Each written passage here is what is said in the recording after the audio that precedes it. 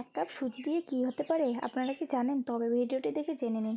দেখো, আমি চুলার মধ্যে একটা প্যান বসিয়ে তার মধ্যে সুজি দিয়ে দিলাম 1 কাপ পরিমাণ মতো। তারপরে যে সুজিগুলো ভালো করে হালকা করে ভেজে নেব।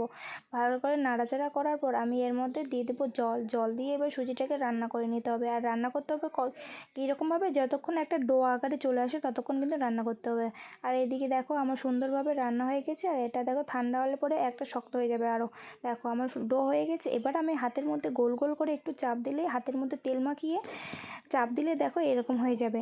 আর দেখো তারপর আবার আমি চলে এসেছি চুলার মধ্যে। এবার বসিয়ে দেবো কড়া, তারপরে দিয়ে দেবো তেল। তেলটা হালকা লাল হয়ে গেলে, গরম হয়ে গেলে দিয়ে দেবো সমস্ত একে একে ছোটো ছোটো পিস করে রাখা সুজিটা। দিয়ে এবার ভেজে নিতে হবে এপিট ওপিট করে। আর দেখো এদিকে আমি চিনির শিরা করতে দিয়ে দিয়েছি, তার মধ্যে দিয়েছি তেজপাতা, লবঙ্গ আর এলাচ দিয়ে শিরা করছি। আর এদিকে আমার ভাজা হয়ে গেছে, এরকম বাদামি করে ভেজে নিতে হবে। আর দেখো কতটা স্মুথ, মানে সফট আর মুচমুচে হয়েছে। তারপর দেখো চিনি শিরার মধ্যে একে একে আমি সমস্ত মিষ্টিগুলো দিয়ে দেবো।